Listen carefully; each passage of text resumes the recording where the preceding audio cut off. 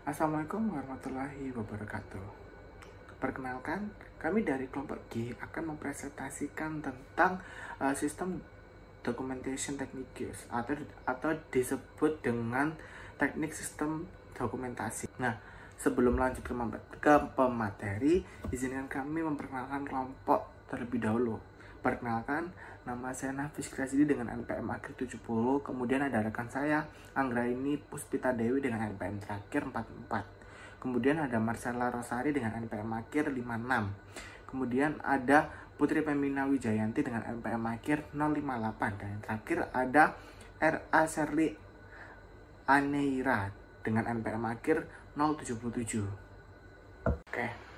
Saat ini saya akan membahas tentang poin pertama, yaitu Business Process Diagram atau diagram proses bisnis. Nah, Business Process Diagram atau BPD is a visual way to describe the different step or activity in the business process. Nah, di sini yang artinya cara kita memvisualisasikan untuk mendeskripsikan berbagai suatu kegiatan atau langkah-langkah di suatu proses bisnis. Nah, ini tuh dapat contohnya seperti adanya banyak aktivitas dan suatu siklus pendapatan. Nah, di ini tuh diantaranya yaitu seperti memesan pesanan, memeriksa kredit pelanggan, satu memverifikasi kesediaan inventaris, kemudian dan mengkonfirmasi penerima pesanan pelanggan. Nah, BDP ini juga atau Business Process Diagram itu menggambarkan suatu fungsi yang dilakukan oleh penjual dan pembeli. Nah, sebelum itu mari kita bahas terkait dengan simbol-simbol. Here is a Business Process Diagram symbol. Nah, di sini yang pertama itu ada yang bulat-bulat atau mulai start, yaitu yang dimana dia itu berfungsi sebagai awal atau permulaan di suatu proses yang diwakili oleh yang lingkaran kecil itu. Kemudian ada N atau akhir. Nah, di sini tuh sebenarnya hampir sama, cuman yang bikin dibedakan itu ada pencetakan boldnya gitu. Yang lingkaran itu ada boldnya gitu. Jadi ini tuh untuk mengetahui proses akhir. Nah, kemudian ada yang kotak melengkung itu yaitu kegiatan di proses. Nah, di mana itu kegiatannya itu ada di suatu proses. Jadi seperti kegiatan aktivitas suatu proses. Nah, kemudian ada decision yang gambarnya seperti trapesium nggak salah. Nah, di sini tuh dia itu berperan sebagai keputusan yang selama proses itu diwakili oleh berlian yang adanya satu penjelasan. Kemudian ada yang tanda tangannya itu yang tanda garis terus ada pucuknya itu yaitu mengalir. Di sini tuh sebagai aliran atau lanjutan dari untuk kegiatan selanjutnya. Kemudian ada yang titik-titik, versi titik itu yang dimana dia tuh sebagai informasi annotation.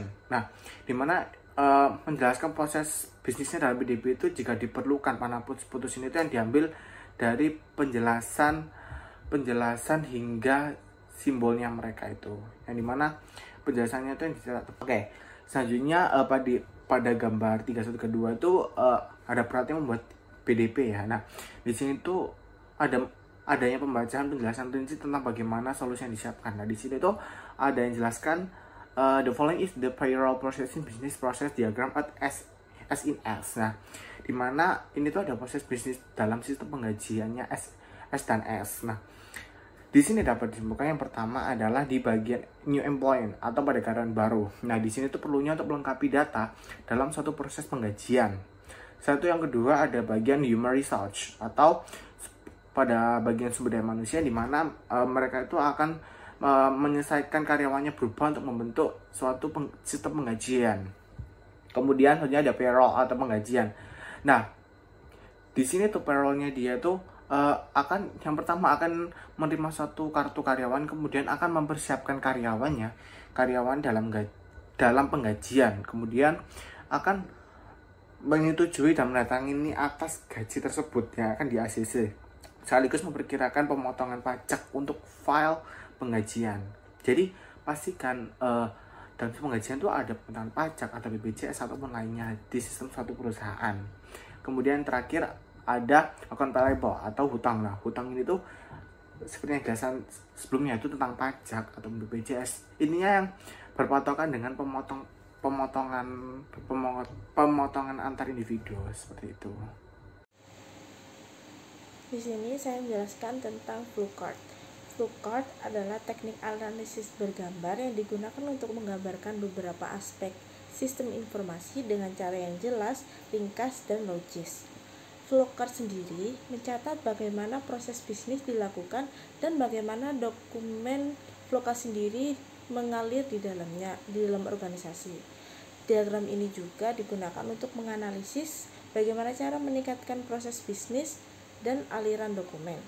Sebagian besar flowchart digambar menggunakan program perangkat lunak seperti Visio, Word, Excel, ataupun PowerPoint.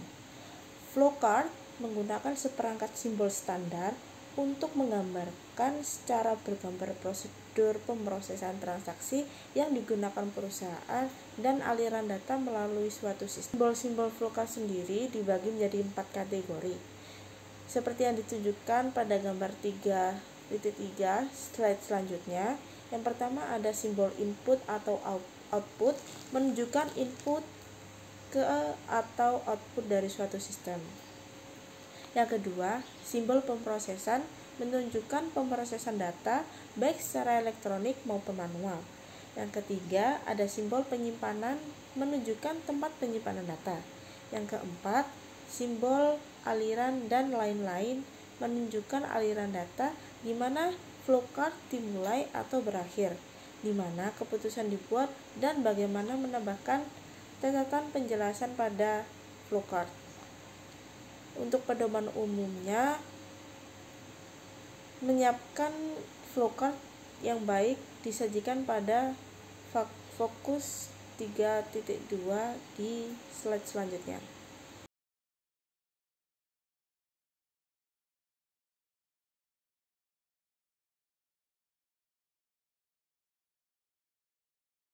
Di sini saya akan menjelaskan tentang jenis-jenis bagan alir. Bagan alir dokumen atau dokumen flowchart dikembangkan untuk mengilustrasikan arus dokumen dan data antar area pertanggungjawaban dalam organisasi. Bagan ini menelusuri dokumen dari awal hingga akhir, menunjukkan setiap dokumen dimulai, distribusi, tujuan, disposisi, dan semua hal yang terjadi mengalir melewati sistem. Jenis alur ini disebut bagan alur pengendalian internal atau internal control flowchart. Digunakan untuk menjelaskan, menganalisis, dan mengevaluasi pengendalian internal. Bagan tersebut digunakan untuk mengidentifikasi kelemahan atau efisiensi sistem, seperti arus komunikasi yang tidak memadai, pengelompokan tugas yang tidak memadai, kompleksitas yang tidak dibutuhkan pada arus dokumen, atau prosedur tanggung jawab yang menyebabkan penundaan sia-sia. Berikutnya di sini saya akan menjelaskan tentang bagan untuk memproses proses penggajian di SNS secara manual. Bagan ini dibagi menjadi dua, yaitu penggajian dan utang. Penggajian ada dua, yaitu berdasarkan sumber daya manusia dan departemen itu sendiri. Yang pertama SDM atau sumber daya manusia. Apabila ada perubahan karyawan atau ada karyawan baru, akan dilakukan pembaruan file karyawan atas penggajian, lalu menyimpan formulir ke dalam file yang disimpan berdasarkan tanggal dan alfabet. File tersebut digunakan dalam mempersiapkan laporan pajak bulanan dan laporan penggajian. Selanjutnya ada departemen. Departemen didasarkan pada kartu waktu atau pencatatan uang masuk keluarnya karyawan. Kartu waktu digunakan untuk mempersiapkan register penggajian dan cek pembayaran. Didasarkan pada tabel pajak dan disimpan dalam tanggal dan alfabet yang nantinya digunakan pada laporan penggajian. Laporan pajak cek penggajian, cek karyawan akan disetujui dan ditandatangani ceknya. Setelah disetujui, laporan pajak akan disetorkan pada badan pemerintahan. Cek penggajian yang ditandatangani akan diserahkan ke bank, lalu cek karyawan yang telah ditandatangani tersebut akan diberikan kepada karyawan. Selanjutnya ada utang. Register penggajian karyawan digunakan untuk mempersiapkan cek penggajian dan voucher pengeluaran kas. Setelah dilakukan setelah dilakukan tersebut akan diinput, disimpan, dan disusun berdasarkan tanggal. Bagan selanjutnya adalah bagan buku besar dan bagan manajemen susan. Bagan buku besar ini adalah voucher pengeluaran pajak penggajian dan voucher pengeluaran kas penggajian akan diposting ke buku besar dan dibuat voucher pengeluaran kas pajak penggajian lalu disimpan secara numerik. Selanjutnya manajemen susan. Berbagai salinan dokumen kertas seperti cek karyawan disimpan secara alfabet, cek penggajian disimpan berdasarkan tanggal, dan laporan pajak yang masuk ke dalam operasi manual untuk menyetujui dan menandatangani cek. Laporan pajak cek penggajian, cek karyawan akan disetujui dan ditandatangani ceknya. Setelah disetujui, laporan pajak tersebut akan disetorkan pada pemerintahan. Cek penggajian yang ditandatangani akan diserahkan ke bank. Cek karyawan yang telah ditandatangani tersebut akan diberikan kepada karyawan.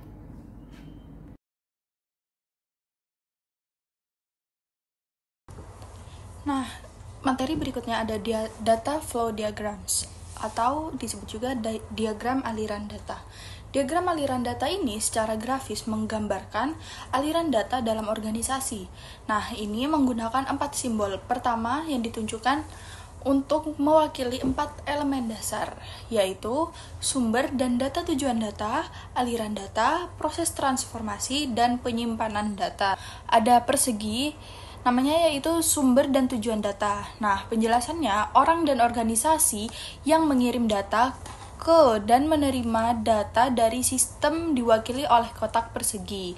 Nah, tujuan data ini juga disebut sebagai sink data. Nah, yang selanjutnya ada panah, yaitu artinya aliran data. Nah, penjelasannya aliran data masuk atau keluar dari suatu proses dikirimkan oleh garis melengkung atau lurus dengan panah. Nah, selanjutnya ada yang bentuknya lingkaran. Nah, itu artinya proses transformasi, proses yang mengubah data dari input ke output diwakili oleh lingkaran. Mereka sering disebut sebagai gelembung. Yang selanjutnya yaitu ada lambang garis 2, yaitu artinya penyimpanan data. Nah, penyimpanan data ini diwakili oleh 2 garis horizontal. Nah, selanjutnya ada bentuk segitiga, yaitu artinya pengendalian internal yang memiliki arti kontrol internal. Kontrol internal diberi nomor dan dijelaskan dalam tabel yang menyertainya. Menunjukkan bahwa input untuk memproses C adalah aliran data B yang berasal dari sumber data A. Output dari proses C adalah aliran data D dan E. Aliran data E dikirim ke tujuan data J. Proses F menggunakan aliran data D dan G sebagai input dan menghasilkan aliran data I dan G sebagai output. Nah, aliran data G berasal dari dan kembali ke penyimpanan data H. Aliran data I dikirim ke tujuan data. Sumber data dan tujuan data adalah entitas yang mengirim atau menerima data yang digunakan atau diproduksi oleh sistem. Entitas dapat berupa sumber dan tujuan. Mereka dikirim dengan kontak seperti yang diilustrasikan oleh item A atau yaitu pelanggan, J atau bank, dan K yaitu manajer kredit pada gambar berikut. Nah, aliran data adalah pergerakan data antara proses, penyimpanan, sumber, dan tujuan. Data yang melewati antara penyimpanan data dan sumber atau tujuan akan melalui proses transformasi data. Jika 2 atau lebih aliran data bergerak bersama, satu baris digunakan. Nah, misalnya aliran data B yaitu pembayaran pelanggan, terdiri dari data pembayaran dan pengiriman uang. Proses 1 atau proses pembayaran membaginya dan mengirimkannya ke arah yang berbeda. Data pengiriman uang yang di D itu digunakan untuk memperbarui catatan piutang, dan pembayaran yang ada di E disetorkan di bank. Jika data mengalir secara terpisah, 2 baris digunakan. Nah, misalnya pada gambar berikut yaitu menunjukkan 2 baris karena pertanyaan pelanggan atau L tidak selalu menyertai pembayaran yang ada di B ini. Nah, jika diwakili oleh aliran data yang sama, elemen yang terpisah data dan tujuannya berbeda yang berbeda dikaburkan. Dan DFD lebih sulit untuk ditafsirkan. Materi selanjutnya yaitu mengenai subdividing DFD atau pembagian DFD. Nah, DFD ini dibagi ke dalam beberapa tingkatan yang lebih rendah untuk memberikan jumlah detail yang semakin banyak karena hanya sedikit sistem yang dapat digambarkan sepenuhnya dalam satu kertas. Nah, selain itu penggunaan ini mempunyai kebutuhan yang berbeda-beda dan berbagai tingkatan dapat lebih memenuhi kebutuhan yang berbeda-beda.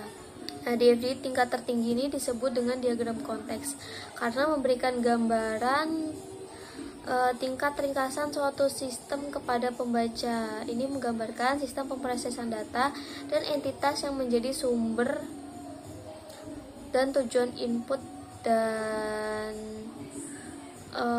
output sistem. Nah, sistem pemrosesan penggajian menerima data kartu waktu dari berbagai departemen dan data karyawan dari sumber daya manusia. Sistem memproses data ini menghasilkan satu laporan pajak dan pembayaran untuk lembaga pemerintah, kemudian cek gaji karyawan, yang ketiga cek gaji yang disimpan dalam rekening pengajian di bank, dan kemudian informasi pengajian untuk manajemen. Oke, jadi di sini ada beberapa gambar diagram. Nah, yang pertama ini ada gambar diagram pertama yang merupakan gambaran umum yang lebih sederhana. Kita dapat melihat bahwa proses penggajian berpusat pada sistem pengolahan payroll. Nah, sistem ini terhubung dengan berbagai komponen seperti di sini ada departemen. Nah, masing-masing departemen ini mengumpulkan data kehadirannya kepada karyawan atau time cards yang kemudian akan diproses. Kemudian karyawan. Nah, di sini merupakan subjek utama dari proses penggajian. Data karyawan seperti gaji, potongan, dan tunjangan akan diproses melalui sistem. Dan di sini ada bank sebagai tempat penyaluran gaji karyawan, juga ada pemerintah yang terlibat dalam proses penggajian terkait dengan pembayaran pajak dan pelaporan. Kemudian juga di sini ada manajemen yang bertanggung jawab dalam mengelola keseluruhan proses penggajian. Kemudian selanjutnya ada di gambar kedua. Gambar kedua ini merupakan gambaran yang lebih detail dan terstruktur mengenai langkah-langkah dalam proses penggajian. Nah, pertama pengumpulan data. Sini departemen mengumpulkan data kehadiran karyawan atau time cards. Kemudian human resource mengumpulkan data karyawan atau new employee form dan perubahan data karyawan atau employee change form. Kemudian pemrosesan data. Nah, update employee payroll file, data karyawan dan kehadiran diupdate ke dalam sistem. Kemudian by employees, sistem menghitung gaji bersih karyawan berdasarkan data yang ada.